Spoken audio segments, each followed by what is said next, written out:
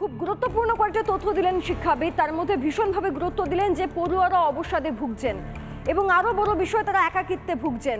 তার কারণ ছোট ছোট পরিবার একটা বড় কারণ। স্কুলে গেলেও অন্তত সেই সামাজিক পরিসরটা তৈরি হোক, মোবাইলের থেকে মুখটা বের করে মাঠে ঘাটে ছেলেমেয়েরা আসুক। এবং এটাও তো ঠিক যে রাজ্যের বিভিন্ন প্রান্তে আমরাও দেখতে পাই যে একটার পর একটা মাঠ যা অব্যবহৃত হয়ে যাচ্ছে, সেখানকে ব্যবহার করা যাচ্ছে না, সেখানে ছেলেমেয়েরা খেলতে যেতে পারছে না। সামাজিকতা কমে আসছে বলেই হয়তো এই ধরনের পরিস্থিতি আরও বেশি সৃষ্টি হচ্ছে। সজাগ হতে বলছেন অভিভাবকদের, শিক্ষক শিক্ষিকাদের। এটা যেমন একটা দিক, তেমন চিকিৎসক মহলও কি বলছেন এটাও জানাটা খুব দরকার। চিকিৎসক সজল বিশ্বাস কি বলেছেন আপনাদেরকে একবার শোনাবো। একটা সিরিঞ্জ একাধিক ব্যক্তি যখন ব্যবহার করে অপরিশোধিত অবস্থায়, তার সেই ক্ষেত্রেই একজন সংক্রমিত ব্যক্তির কাছ থেকে আরেকজন ব্যক্তি সংক্রমিত হতে পারে এইডসের দ্বারা। স্বাস্থ্য দপ্তর থেকে শুরু করে প্রশাসনের একটা চূড়ান্ত গাফিলতি ছাড়া এই ঘটনা ঘটতে পারে না, কারণ এখন ব্যান্ডেড হয়ে গেছে। একটা সিরিজ কখনোই একাধিক ব্যক্তি কিন্তু ব্যবহার করতে পারবে না। আমরা অত্যন্ত আতঙ্কিত এবং আমরা ক্ষুব্ধ যে প্রশাসন এর গাফিলতি ফলেই আজকে কিন্তু এই ধরনের ঘটনা ঘটছে। একই ঘটনা কিন্তু আমাদের রাজ্যে কখনো ঘটতে পারবে না তাও নয়, কারণ এখানে হয়তো অটো ডিজেবল সিরিজ, অর্থাৎ একটা সিরিজ যখন একজন ব্যক্তির ক্ষেত্রে ব্যবহার করা হচ্ছে সেটা অটোমেটিক্যালি লক হয়ে যায়, ফলে দ্বিতীয় ব্যক্তির ক্ষেত্রে ব্যবহার করার সুযোগ নেই। এই report Tripura state AIDS control সোসাইটির। ভয়ঙ্কর অবস্থা ত্রিপুরা এই মুহূর্তে, এবং সবচেয়ে বেশি যারা এইচআইভিতে আক্রান্ত হচ্ছেন তারা হচ্ছেন একদম ছোট বয়সে, এই মুহূর্তে যারা স্কুলের গণ্ডি পেরোচ্ছেন কিংবা কলেজে পড়াশুনো করছেন তারা। কেন এমনটা হচ্ছে? যৌন সংসর্গ, তাছাড়া আর কি হচ্ছে? সবচেয়ে বেশি ড্রাগস নেওয়ার কারণে। কিভাবে ড্রাগস নেওয়ার কারণে, কিভাবে মাদক নেওয়ার কারণে? তারা ইনজেকশনের মাধ্যমে, সিরিঞ্জের মাধ্যমে ড্রাগস দিচ্ছেন। এবং এই মুহূর্তে ত্রিপুরা, এই রিপোর্ট বলছে ত্রিপুরার বাইরেও এই সংক্রমণ ছড়াচ্ছে, এই ট্রেন্ড ছড়াচ্ছে যে সিরিঞ্জের মাধ্যমে একের পর এক মাদক নেওয়া ছাত্র যুবদের সংখ্যা বাড়ছে, এবং বাড়তে বাড়তে এমন একটা জায়গায় পৌঁছচ্ছে যে একই সিরিঞ্জ নিয়ে তারা মাদক নিচ্ছে, যে এই মুহূর্তে দাঁড়িয়ে এইচআইভি সংক্রমণ এই গোটা যুব সম্প্রদায়ের মধ্যে ভাইরাসের মতো, ভাইরাস তো বটে, এটা তো নিজেই একটা ভাইরাস, কিন্তু এই গোটা সংক্রমণ এত দ্রুত ছড়াচ্ছে যে কে আর আটকে রাখা যাচ্ছে না।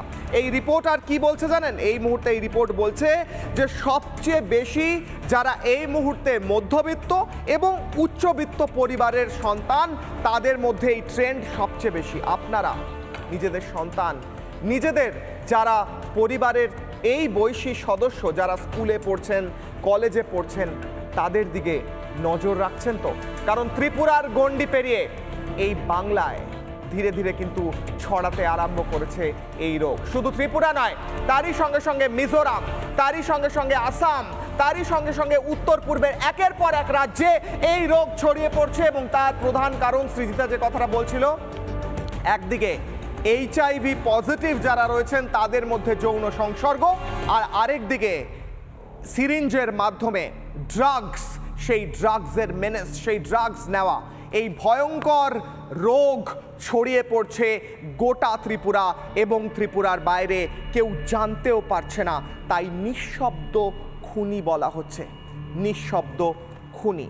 সৃজিতা এই মুহূর্তে আরও পরিসংখ্যান তুলে ধরবে এবং জানাবে এই নিঃশব্দ খুনি কিভাবে গোটা ত্রিপুরা এবং গোটা দেশ জুড়ে একের পর এক জায়গায় ভয়ঙ্কর পরিস্থিতি সৃষ্টি করছে। ত্রিপুরা স্টেট এইডস কন্ট্রোল কমিটির তরফ থেকে যে রিপোর্ট পাওয়া যাচ্ছে, সেই রিপোর্ট রীতিমতো আতঙ্ক ছড়ায়। 828 জন আক্রান্ত হয়েছেন, তাদের চিকিৎসাও চলছে। কিন্তু আরও একটা রিপোর্ট পাওয়া যাচ্ছে যে গত 2 বছরে কিভাবে এইচআইভি আক্রান্তের সংখ্যা লাফিয়ে লাফিয়ে বাড়ছে। প্রত্যেক দিনই হয়তো একটা করে রিপোর্ট আসছে যে এতজন করে এইচআইভি আক্রান্ত হচ্ছেন। আমরা আপনাদেরকে একটা হিসেব দেখাই, সেই হিসেবটা দেখালে এই আতঙ্কের, এই চিন্তার কারণটা আপনাদের কাছে আরও অনেক বেশি স্পষ্ট হবে। 2022 থেকে 23 সংক্রমিত 1847 জন, 1 বছরের হিসাব দেখছেন এটা আপনারা, এবং মৃত্যু হয়েছে 67 জনের। আশঙ্কার আর কি রিপোর্ট আসছে আমাদের কাছে? 2023 থেকে 24 সালে আমরা এখন রয়েছি, সংক্রমিত 1790 জন, মৃত্যু হয়েছে 44 জনের। এই হচ্ছে রিপোর্ট। এবার আক্রান্ত পড়ুয়া, কতজন পড়ুয়া আক্রান্ত হচ্ছেন, স্কুল পড়ুয়া থেকে কলেজ পড়ুয়া, সংখ্যাটা বিষয়টা মাথায় রাখবেন 828 জন। যদিও একটা বিজ্ঞপ্তি জারি করা হয়েছে যেখানে বলা হচ্ছে যে 2007 থেকে 2024 সালের মধ্যে যে রিপোর্ট প্রকাশিত হয়েছে সেই রিপোর্টে 828 জন আক্রান্ত হয়েছে, পড়ুয়া আক্রান্ত হয়েছে এইচআইভিতে। মৃত্যু হয়েছে কতজনের? 47 জন পড়ুয়ার। লাস্ট যে দুটো রিপোর্ট আপনাদের বললাম সেটা শুধুমাত্র পড়ুয়ার, আর সার্বিক রিপোর্টটা আমরা আপনাদেরকে প্রথম দফায় দেখাচ্ছিলাম। সত্যি চিন্তার বিষয় হয়ে দাঁড়াচ্ছে যে পড়ুয়া মহলে তাদের মধ্যে মাদকাসক্তি বাড়ছে, মাদকে আসক্ত হয়ে পড়ছেন তারা, যার ফলস্বরূপ হয়তো এরকম একটা রিপোর্ট আসছে। সাবধান হতে হবে। আমরা আগেই একজন শিক্ষাবিদের বক্তব্য শুনবো, পার্থপ্রতিম বিশ্বাস, তিনি কি বলছেন এই বিষয়টা নিয়ে, একবার শুনুন। এটা ঠিক যে স্কুল পড়ুয়াদের মধ্যেও এখন নেশার প্রভাব বাড়ছে, বিশেষত ড্রাগের নেশা, যেটা আমাদের প্রত্যেকের মাথা ব্যথার কারণ হয়ে উঠছে। বিশেষত স্কুল ছাত্রদের মধ্যে অবসাদ, মানসিক অবসাদের কারণে এই ধরনের নেশার প্রবণতা অনেক বেশি বাড়ছে। ফলে নেশার কি বলবো যে যোগানটা, নেশার দ্রব্যের যোগানটা যেখানে দাঁড়িয়ে এই ধরনের মাদক তার সাপ্লাই লাইনটা তৈরি হচ্ছে, সেটাকে যদি না আটকাতে পারা যায় তাহলে হচ্ছে যে নেশা আটকানো যাবে না। দ্বিতীয়ত হচ্ছে যে স্কুল পড়ুয়াদের ক্ষেত্রে এটা আবশ্যক যে যদি সত্যি সত্যি এই ধরনের অবসাদ তৈরি হয় তাহলে তারা একটা স্কুলে, আমি বলবো যে স্কুলের একটা কালেকটিভ সোশ্যাল লাইফ সেটা তৈরি করা দরকার। অর্থাৎ পড়ুয়ারা খেলবে, একসাথে গল্প করবে, একসাথে ক্লাস করবে, অর্থাৎ একসাথে কাজ করা, একসাথে খেলা, একসাথে পড়া, এই সোশ্যাল আসপেক্টটা স্কুল এডুকেশনের মধ্যে অনেক বেশি করে নিয়ে আসা উচিত। তাহলে যেভাবে বাড়িতে একটা নিউক্লিয়ার ফ্যামিলিতে মোস্ট অফ দি বাচ্চা বড় হচ্ছে এবং তারা যখন স্কুলে আসছে তখন এই অবসাদে পড়া তাদের পক্ষে অসম্ভব কিছু নয়।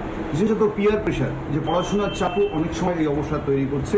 ফলে এক্ষেত্রে গার্জিয়ানদেরও সতর্ক থাকতে হবে যে অকারণে মানসিক চাপ তৈরি করাটা বাচ্চাদের উপরে সেটা সঠিক কাজ নয়। এবং স্কুলে শিক্ষক শিক্ষিকারা অ্যাডিকুয়েট নাম্বারসে যদি থাকে, এখন মুশকিল আমাদের রাজ্যে বহু স্কুলে সেই অর্থে পর্যাপ্ত শিক্ষক নেই। ফলে শিক্ষক শিক্ষিকাদেরও কিন্তু একটা দায় বর্তায় যে স্কুলে যে পড়ুয়ারা আসছে কেবলমাত্র পড়াশোনা ক্লাস ঘরের নয়, তার বাইরে যে বৃহত্তর সামাজিক জীবন, যে আনন্দের জীবন ছাত্রদের পাওয়া উচিত সেটুকু এনশিওর করা। সেটা করতে পারলে এই নেশা এবং এই অবসাদের হাত থেকে অনেকটা মুক্তি পাবে তারা।